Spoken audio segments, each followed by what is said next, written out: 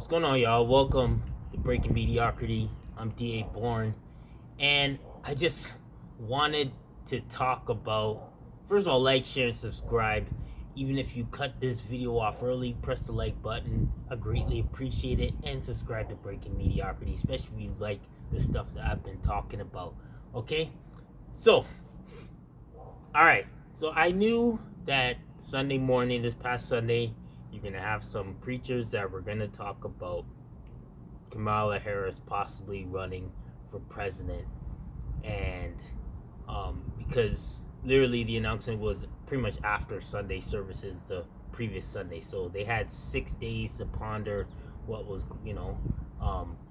their thoughts about it and everything, and it just amazes me. I won't say it's not amazing me the support, because people have their reasons of why they're gonna support Kamala or why they're gonna support Trump. What amazes me is that some of these pastors, especially pastors that black pastors, I should put it clear, black pastors, how they are all choosing Kamala over Trump, and it's nothing based on policy. It's almost 100% culture. It's about pretty much everything. They're doing it the same reasons that the world is doing it, or their congregants are doing it, and it just amazes me. I'm putting the names on the screen of these pastors who had sermons this past Sunday, and they're promoting Kamala, and they're promoting her pretty hard, and it's not just them, it's a lot of black pastors that are promoting Kamala.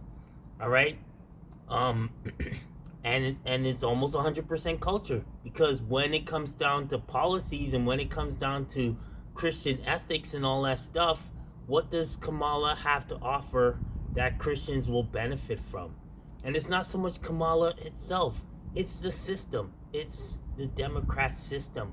What do Democrats care about Christianity? What? They don't. They don't. And I'm not saying the Republicans are 100% about Christianity either, but they're not trying to ban Christianity.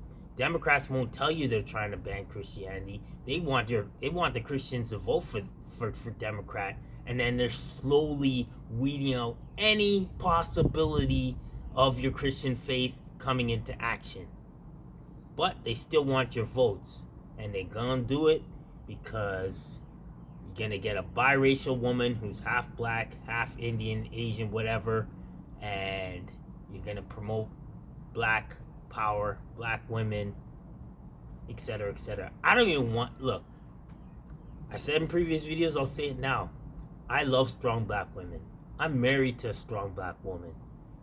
I have 3 daughters that are black women. All right, so there's no way that I'm downgrading black women whatsoever. For me, if it comes to voting, I do not vote for culture. Not anymore. That is not my style. I vote for policy.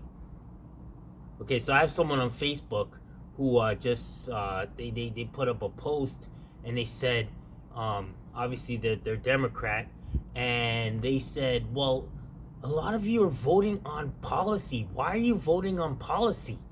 And I'm paraphrasing. She said a lot more than that. But why am I not voting on policy? Figure this out. Okay. Let's say a black woman comes to your home, right? And you're wanting to buy life insurance, okay?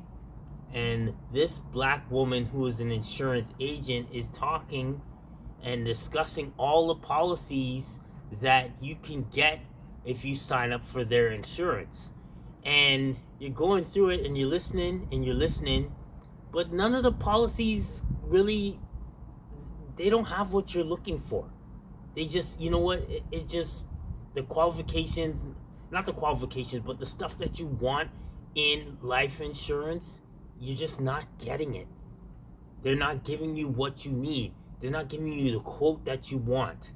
They're not giving you the term that you want, whether it's whole life or universal, whatever. It's just not sitting right with you. But instead you go ahead with that policy because you like that agent, and that agent's a black woman. Does that make any sense to you? Would you sign up for a policy that you have that you don't want to do, but you'll sign up for that policy because the agent was a black woman? Okay. So let's go the other way around, all right? Let's say this dude comes and he's an insurance agent. He's got bad breath. He may be old, he may be white, or may be Indian or whatever. And you may not understand everything that they're saying. When they talk, they spit. You know what I mean? It's just attraction wise, you're just not into them whatsoever. You're not feeling this person at all. However, they have the policy and the life insurance that you want. They got the coverage that you want. They got the quote that you want. They got the terms that you want. Everything that you're looking for in life insurance. This person is discussing, and you're feeling it. You're like, I want this insurance. This insurance is perfect for me. It's perfect for my wife or spouse. It's perfect for my family. I want this policy. And what do? You sign up for that policy. You don't care what that agent looks like. You don't care if that agent's breath smells bad or not. You're taking that policy because you know that policy is best for you. And this is the same thing when it comes to politics. I know Kamala's a black woman. Well, you guys say she's a black woman, but she's biracial. That is not good enough for me to vote for a party, especially if I do not agree with the policies of that party. And that's like, okay, I've said it before, I'm Canadian. I don't have a vote. But to be honest, I would probably, if I had a vote and I was living in America, I would vote Republican because they have more values in regards to Christianity than the Democrats do. Okay? You can debate me on that if you want, but this is what I've been seeing over time. And it's the same thing in Canada as well. So, that's all I gotta say about that. When you vote, are you voting for policy or are you voting for representation? There's a danger with voting for representation. Yes, it's great when you have someone that looks like you, that maybe the same gender as you. It makes you feel good. History's being made. All of that stuff, great. But as you go along in that term that let's say Kamala is in, and going through the terms, there's more things that are implemented in America that is going against your faith, is going against what you believe in. Inflation is going through the roof. You're getting more and more illegal immigrants across the border. Things are getting more and more complicated. Are you still gonna feel good that you got representation in the office? Is it really that feel good feeling? You can't vote on emotion.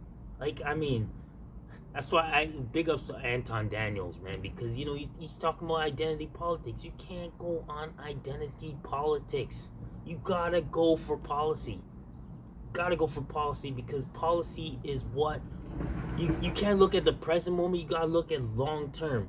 And if you look at if you want a life that's gonna be better for you and your family in the country that you live in, you gotta go for policy.